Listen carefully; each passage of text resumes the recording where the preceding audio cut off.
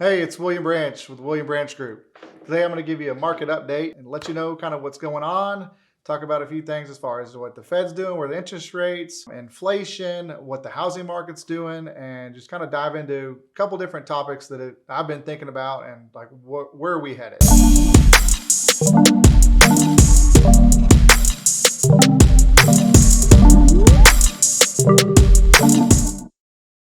So let's talk what's going on with the Feds. The Feds have decided that obviously with inflation that we have to increase interest rates.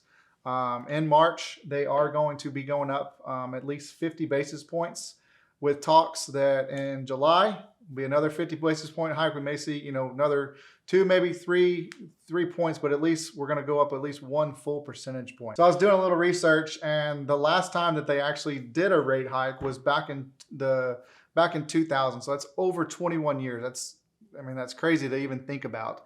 That what is that? 21 years ago, that was the last time that they did a Fed hike. Looking back, what happened at that point?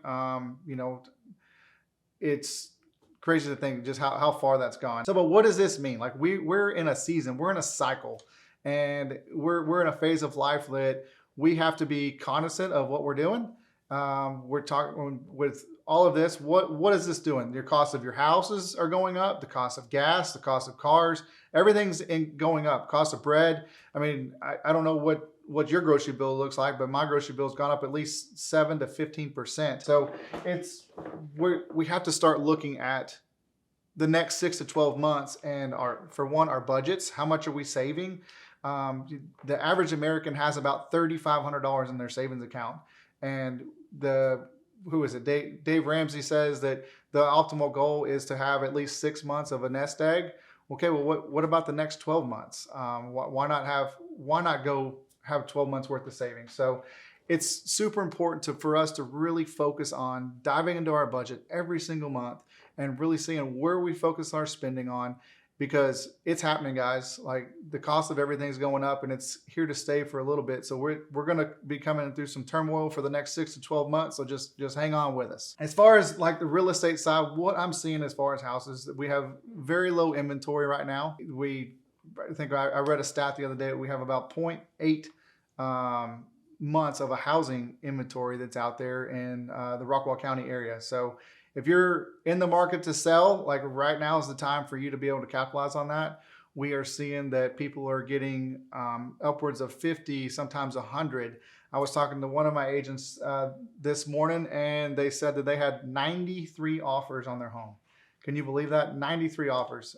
This home was in about $350,000 price point.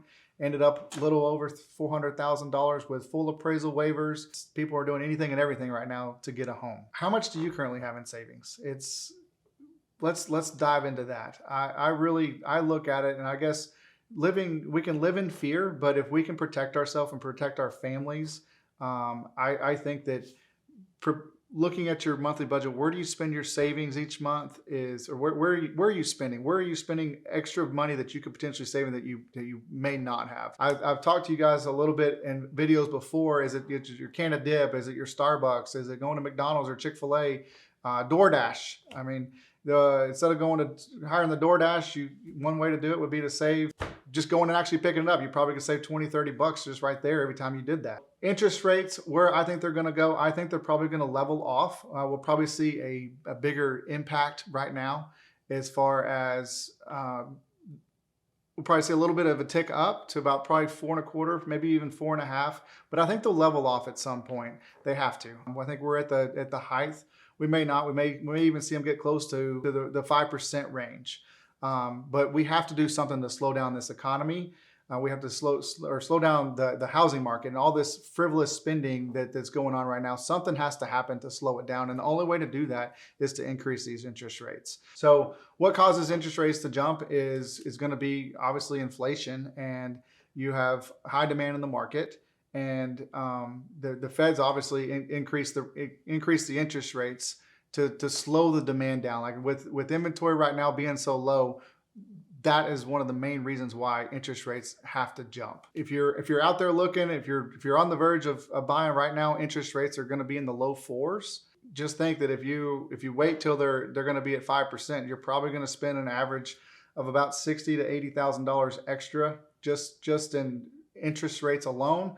Ran some numbers, some quick numbers at a $350,000 loan amount the other day for some clients, and it was going to be about a $230 to $250 difference a month in payments. And if you look at your home values today versus what they're going to look like a year from now with appreciation of 2 to 5% appreciation, that new payment's going to jump up about $360 a month. I want to kind of talk to you guys a little bit about the buying process right now. I get questions asked to me all the time that, hey, has lending opened up? Is it hard to get a home? It's actually super easy. The things that we're looking for is the norm.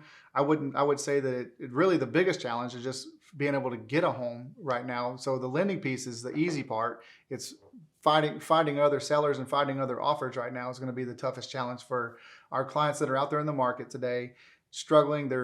They get defeated. They get buyers. They're starting to kind of give up on the process, because even when they're going to the builders, they're only allocated so many homes a month of how many they can sell, and that's causing a problem of, with low inventory, it's going to hike your interest rates. It's going to cost you more money, and at the end of the day, that's what we're going to be left at as far as being able to purchase a home.